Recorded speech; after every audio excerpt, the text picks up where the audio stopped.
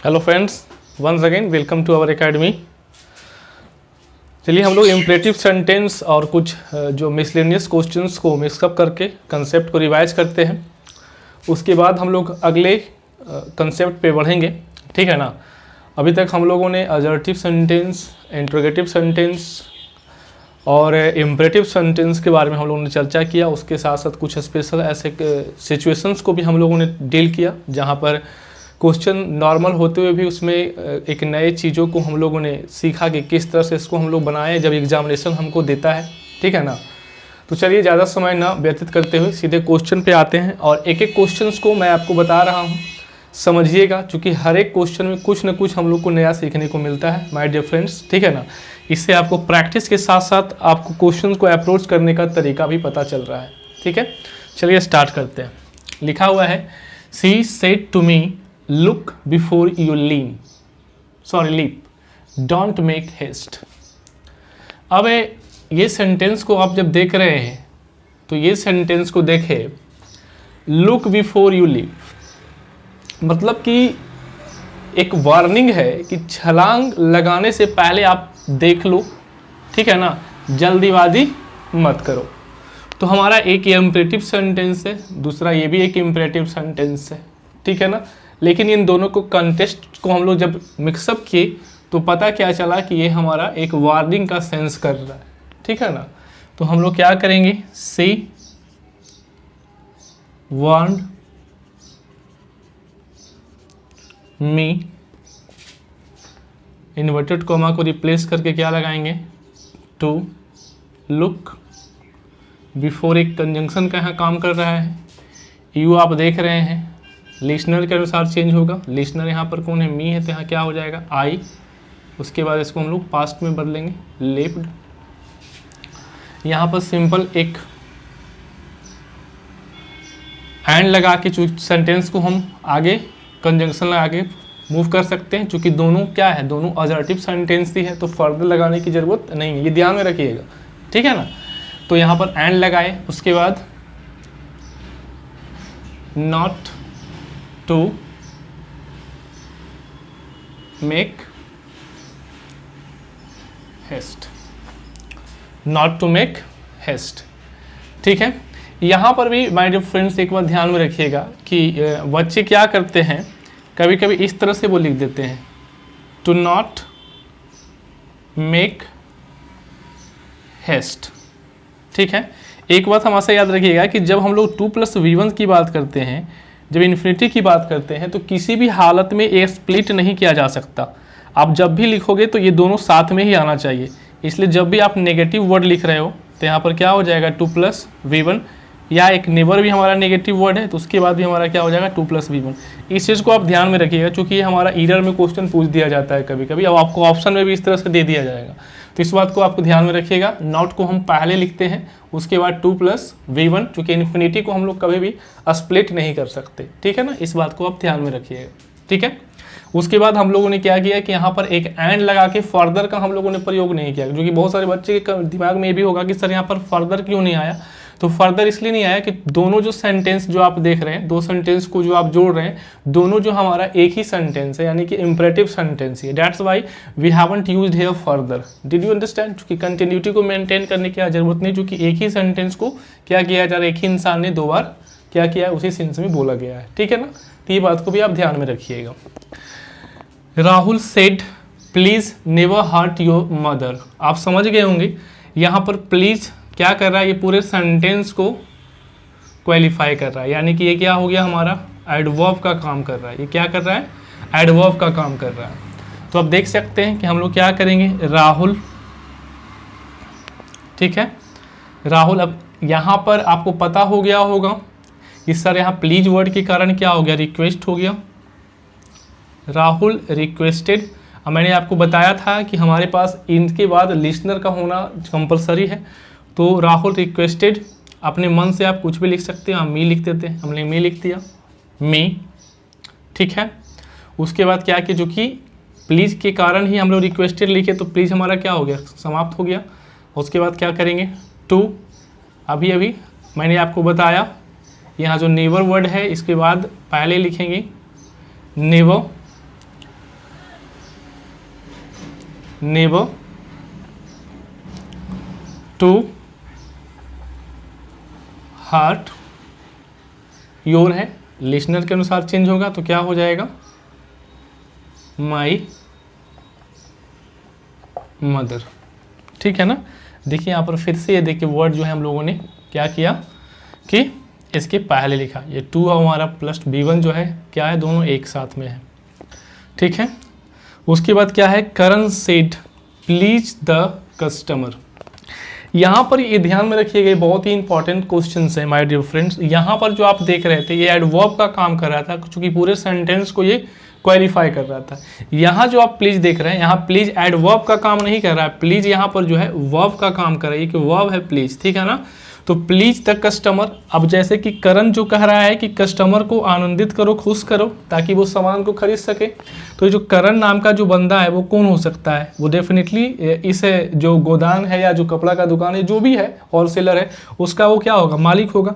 तो मालिक जब कहेगा अपने सबऑर्डिनेट से बोलेगा तो डेफिनेटली उसको क्या करेगा, वो ऑर्डर ही करेगा। तो इसलिए यहाँ पर क्या हो जाएगा, करण ऑर्डर्ड। अब आपको बताया था मैंने कि यहाँ पर क्या करना पड़ेगा, आपको एक कंपलसरी जो है लिसनर को यहाँ पुट करना पड़ेगा। करण ऑर्डर्ड हिम टू, यहाँ प्लीज को रहने देना चूंकि प्लीज V1 है ना, प्लीज द कस्टमर। ठीक है। यहाँ तक थी बातें हम लोग समझ गए। अब आगे देखते हैं, what do you want, ask for it, said her father. अब जरा से यहाँ ध्यान से देखिएगा माय डियर फ्रेंड्स, एक बात यहाँ आपको समझ में आ रहा होगा। क्या समझ में आ रहा होगा कि सर एक्चुअली में यहाँ पर जो है एक तो हमारा एक ये सेंटेंस है, एक हमारा ये सेंटेंस है, 2 सेंटेंसेज हैं, और ये हमारा रिपोर्टिंग वर्ब का पार्ट हो गया। अब दोनों सेंटेंस को आप देखिएगा तो ये हमारा क्या है, ओपन एंडेड क्वेश्चन है, ये हमारा अजर्टिव सेंटेंस है। अब 2 सेंटेंस अलग अलग सेंटेंसेज आया जा रहा है, तो यहाँ पर एंड के साथ हम लोग फर्दर का भी प्रयोग करेंगे कंटिन्यूटी को मेंटेन करने के लिए। इस बात पे बहुत सारे बच्चे हो सकता है कंफ्यूज होंगे, इसलिए मैंने सोचा कि इस चीज़ को आपको मैं बता दूँ। अब यहाँ क्या हो जाएगा, हर फादर। अब यहाँ पर क्या हो जाएगा, चूंकि close in open ended question है, तो हर फादर आस्क्ड। यहाँ से आप चाहो तो यहाँ से ऑब्जेक्ट आपको यहाँ पर ऐसे ही मिल जा रहा है, हर फादर आस्क्ड हर। ठीक है। इन्वर्टेड कॉमा को हम लोग हटा के व्हाट को ही लिखेंगे, चूंकि व्हाट एज ए कंजंक्शन काम कर रहा है। व्हाट यू किसके अनुसार चेंज होगा, हमारे पास लिसनर के अनुसार, तो व्हाट सी वांटेड। ठीक है। एंड फर्दर लगा लो, आप चाहो तो आप नेक्स्ट लगा लो। ठीक है। अब यहाँ पर देखिए आस्क फॉर इट, तो ये एक्चुअली में क्या किया जा रहा है, पिता जो है अपनी बच्ची को वो एडवाइस दे रहे हैं कि जो भी तुमको ज़रूरत हो वो मुझसे बोलो। तो यहाँ पर क्या हो जाएगा, advised.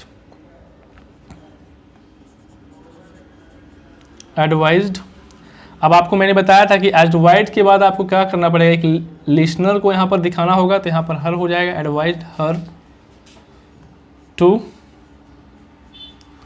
Ask for it, full stop. यानी कि हम लोगों ने एक छोटा सा ब्रीफ रिवीजन किया, इसमें कुछ चीज़ों को मैंने आपको सिखाने की कोशिश की। ठीक है। यहाँ तक आपको कहानी समझ में आ गई होगी। चलिए हम लोग अब कुछ और क्वेश्चंस लेकर चीज़ों को समझने की कोशिश करते हैं और कुछ कंसेप्ट और क्लियरिटी को क्लियर करते हैं। ठीक है ना। तब तक यहाँ तक आप चीज़ों को अच्छी तरह से समझें और देखें। चलिए कुछ और क्वेश्चंस है उसको हम लोग डील कर लें, उसके बाद हम लोग अगले कंसेप्ट की ओर मूव करेंगे माय डियर फ्रेंड्स। फिर से ध्यान से समझिएगा, बहुत ही इंपॉर्टेंट चीज़ों को मैं आपको समझाने जा रहा हूँ। ठीक है ना। Rahul said trust me dear, Lovely said yes I do. ठीक है। अब यहाँ पर ध्यान में रखना है कि ट्रस्ट मी डियर, ठीक है, तो यहाँ पर क्या हो गया, राहुल एडवाइज कर रहा है, तो हमारे पास क्या होगा, राहुल एडवाइज्ड। इसलिए हमको लिसनर चाहिए, तो लिसनर हमारा क्या हो गया, लवली हो गया। तो इसको यहाँ पर लिख लिए, क्योंकि ये बात लवली से ही तो कह रहा है ना, तभी तो लवली ने रिप्लाई दिया उसको, तभी तो लवली ने उसको बोला, ठीक है ना। तो Rahul advised lovely to trust him. अब यहाँ पर हमसे एक छोटा सा बात छूट गया, शायद आपको पता चल गया होगा, आई होप। यहाँ पर जो वर्ड राहुल एडवाइज्ड लवली, यहाँ वर्ड डियर है तो इसके लिए अफेक्शनेटली का प्रयोग करोगे आप, है ना। ये हम लोग बहुत पहले से करते आ रहे हैं, अफेक्शनेटली टू ट्रस्ट हिम, है ना, फुल स्टॉप। इसके बाद क्या है, लवली सेड। तो आप चाहो तो लवली भी लिख सकते हो, नहीं तो सी भी लिख सकते हो, है ना। लवली, क्योंकि हम लोग को तो ऑप्शन चुनना मिलता है, वहां पर देखने के लिए मिलता है, तो आप यहाँ पर से भी लिख सकते हो, कोई दिक्कत नहीं है।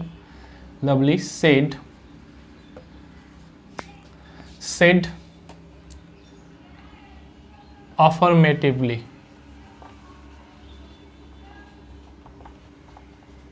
affirmatively that I, लिसनर के अनुसार, ठीक है ना। तो यहाँ पर यही है ना, सी हो जाएगा, सी डिड। अब इस क्वेश्चन में बहुत सारे बच्चों को दिमाग में ये आ रहा होगा कि सर आपने यहाँ पर एंड कंजंक्शन का प्रयोग नहीं किया, फर्दर का प्रयोग नहीं किया, उसके बाद सर आपने रिप्लाइड इन नेगेटिव और replied in negatively, replied negatively, answered negatively या आंसर्ड इन द नेगेटिव क्यों नहीं आपने किया। तो इस बात को आप ध्यान में रखिएगा माय डियर फ्रेंड्स, कि यहाँ पर हम लोग एंड और फर्दर का यूज कब करते हैं, इस बात को आपको आज मैं समझा देता हूँ। ध्यान से इस बात को समझिएगा कि जब स्पीकर ने, जो हमारा स्पीकर है उसी ने वो दो बातें कही हो, एक से अधिक बातें बोली हो, जब स्पीकर ने एक से अधिक बातें बोली हो तब वहाँ पर हम लोग क्या करते हैं, वो भी एक से अधिक बात बोली हो, अगर दोनों सेंटेंस हमारा क्या चीज़ में है, अगर एक ही सेंटेंस में है, एक ही सेंटेंस के टाइप में है, तो हम लोग एंड लगा के, कंजंक्शन लगा के चीज़ों को क्या करते हैं, लिख देते हैं। लेकिन हम लोग क्या देखे हैं कि अगर उसके बाद हम लोग फर्दर का कब प्रयोग करते हैं, कि दो सेंटेंसेज जो वहाँ पर आ रहे थे, दोनों डिफरेंट टाइप के सेंटेंसेज थे, तो हम लोग एंड फर्दर का प्रयोग किया, ठीक है ना। तो चूंकि वहाँ पर आप देखिएगा, आप जब आप रिविजन कीजिएगा, अपने नोट्स को देखिएगा, तो वहाँ आप पाइएगा कि वहाँ पर स्पीकर ने दो बातें वहाँ पर बोली है, तो हम लोगों ने उस चीज़ को रिपीट किया। लेकिन यहाँ पर आप ध्यान से देखो, राहुल से ट्रस्ट मी डियर, यहाँ ये कहानी राहुल का खत्म हो गया। उसके बाद यहाँ से लवली ने बोली ना, स्पीकर ने तो इस बात को नहीं बोला, तो एक अलग सेंटेंस हो गया, एक अलग सेंटेंस हो गया, दोनों को हम लोग क्या किए, फुल स्टॉप देके दोनों को अलग कर दिए। अब बहुत सारे बच्चों के दिमाग में ये भी आ रहा होगा कि सर आपने रिप्लाइड इन द पॉजिटिव क्यों नहीं लिखा। तो माय डियर फ्रेंड्स, आपको एक चीज ध्यान में रखना है कि ये जो सेंटेंस आप देख रहे हो, ये हमारा कौन सा सेंटेंस है, ये हमारा जो है आपका इम्परेटिव सेंटेंस है ना। और जब ये एक इम्परेटिव सेंटेंस है तो क्वेश्चन पूछने के बाद ही तो आप रिप्लाई दोगे ना। यहाँ क्वेश्चन पूछा गया है थोड़ी आपको कि आप उसको रिप्लाई करोगे, बात को समझ रहे हैं। अगर यहाँ क्वेश्चन होता, क्लोज इंडेड क्वेश्चन या ओपन इंडेड क्वेश्चन होता, तब हम लोग replied in negative replied in positive करते। लेकिन यहाँ तो क्वेश्चन है नहीं ना, ये तो सिंपल सा एक एडजेक्टिव इम्परेटिव सेंटेंस है। तो इसलिए आपने क्या किया, Lovely said affirmatively that she did. बात समझ रहे हैं आप यहाँ पर। तो इस बात को भी आपको ध्यान में रखना है। Vivek wanted to know where the farmhouse was. जरा सा इस सेंटेंस को आप देख के याद आपको आ रहा होगा कि सर एक्चुअली में ये सेंटेंस तो इनडायरेक्ट स्पीच में है। तो कैसे इसको हम लोग बदलें, Vivek said where is the farmhouse, question marks. मैंने आपको बताया था कि हम लोग जब इंट्रोगेटिव पढ़ रहे थे तो हमने बताया था कि हम लोग रिपोर्टिंग वर्ब को हम लोग वांटेड टू नो में भी चेंज करते हैं, तो वो आपको याद होगा। तो ये हमारा एक सेंटेंस बना। Nobody had said we found the lost books। अब यहाँ पर ध्यान में रखिएगा माय डियर फ्रेंड्स कि हैज सेड लिखा हुआ है, इसका मतलब ये प्रेजेंट टेंस में है। तो गलती से भी इसका टेंस आप चेंज मत कर दीजिएगा, ये भी दिमाग में रखना है। तो क्या हो जाएगा, nobody had said that, we को आप चेंज कीजिएगा तो क्या हो जाएगा, दे, टेंस तो हमारा चेंज नहीं होगा, they found the lost books. ठीक है, everybody said we are mortal, the culprit will be punished. अब ध्यान से समझना कि ये जो बात हम लोगों ने बोली है, ये वी जो यूज किया गया है हम सभी के लिए यूज किया गया है। तो अगर देखा जाए तो क्या हो जाएगा, एवरीबॉडी सेड, इन्वर्टेड कॉमा को हटा के हम लोगों ने डैट लिखा, वी को हम लोग चेंज नहीं करेंगे, वी आइए सेंटेंस को भी चेंज नहीं करेंगे क्योंकि आपको पता है ये टाइमलेस स्टेटमेंट है। तो वी आर मॉर्टल। ठीक है, अब देख रहे हैं दोनों अजर्टिव सेंटेंस है, तो सिंपल सा हम एक एंड लगा के यहाँ पर क्या कर सकते हैं, चीज़ों को कंटिन्यू कर सकते हैं। The culprit will be punished, ये तो नॉर्मल सेंटेंस है तो ये तो हम लोग चेंज करेंगे, the culprit would be punished. ठीक है, एक एक क्वेश्चंस को ध्यान से समझते हुए चलिए कि हर एक क्वेश्चंस में कुछ ना कुछ उसके पीछे लॉजिक और वजह छिपा हुआ है। ठीक है ना। The old man said, come first my son, I have a book for you. अब एक चीज ध्यान में रखिएगा, ये माई सन को देख के आप कंफ्यूज मत हो जाइएगा कि अफेक्शनेटली यूज किया गया। ये एक्चुअली में इस कंटेस्ट को अगर हम देखें तो यहाँ पर ये प्लीज, अब चाहोगे तो प्लीज लगाओगे, लेकिन नहीं, आप कंटेस्ट को देखो तो ये ऑर्डर है, ये आपको पता है कि इंपरेटिव सेंटेंस है। देखिए हमारे पास एक इंपरेटिव सेंटेंस है, एक एडजेक्टिव सेंटेंस, तो यहाँ पर अब क्या करें, यही हमारा स्पीकर है, इसी स्पीकर ने ये दो स्टेटमेंट को लिखा है, बोला है। तब यहाँ पर देखिए एंड फर्दर का प्रयोग करेंगे, हमारा कंडीशन फुलफिल हो गया कि ये एडजेक्टिव, ये इंपरेटिव है, ये हमारा एडजेक्टिव है। दो अलग अलग सेंटेंसेस है, लेकिन बोला किसके द्वारा गया, स्पीकर के द्वारा बोला गया। समझ रहे हैं बात को। तो क्या हो जाएगा, द ओल्ड मैन ऑर्डर्ड, है ना, द ओल्ड मैन ऑर्डर्ड, ये हमारा लिसनर का पार्ट हो गया, his son to come fast and further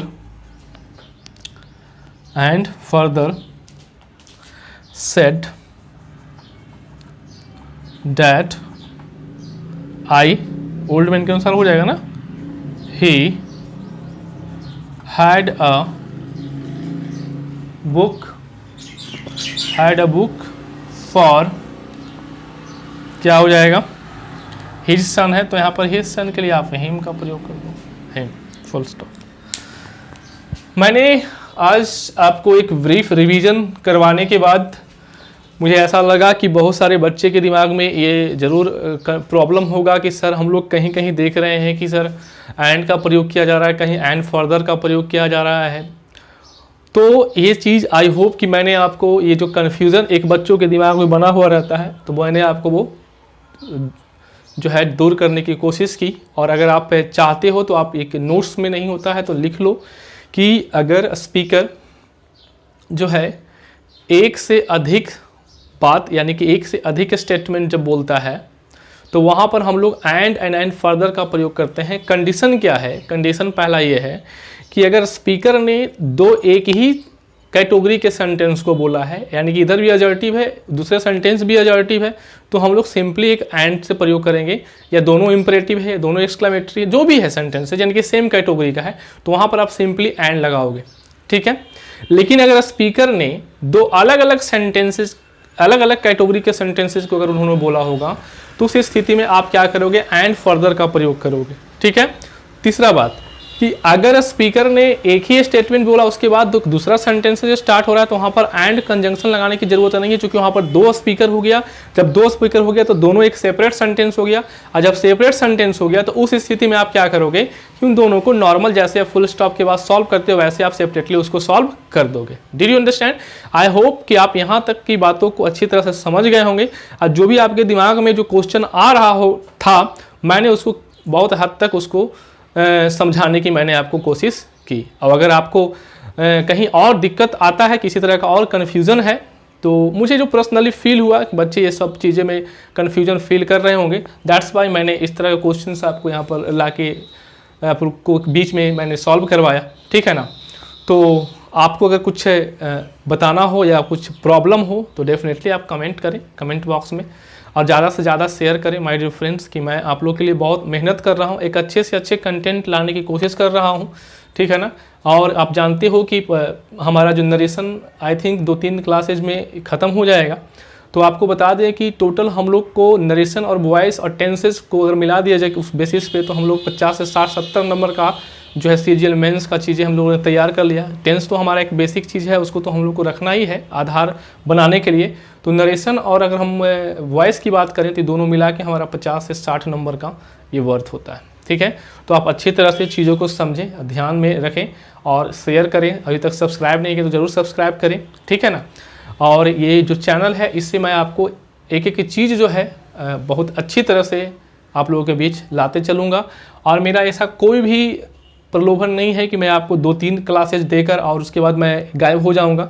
मेरा मोटो ही है कि मैं पूरे कंटेंट जो है मैं आपको यहाँ पर डालूँ और आप लोग उससे लाभान्वित हो, है ना, बेनिफिटेड आप लोग हो और आप लोग को उसका फ़ायदा मिले। चलिए मिलते हैं अगले वीडियो में।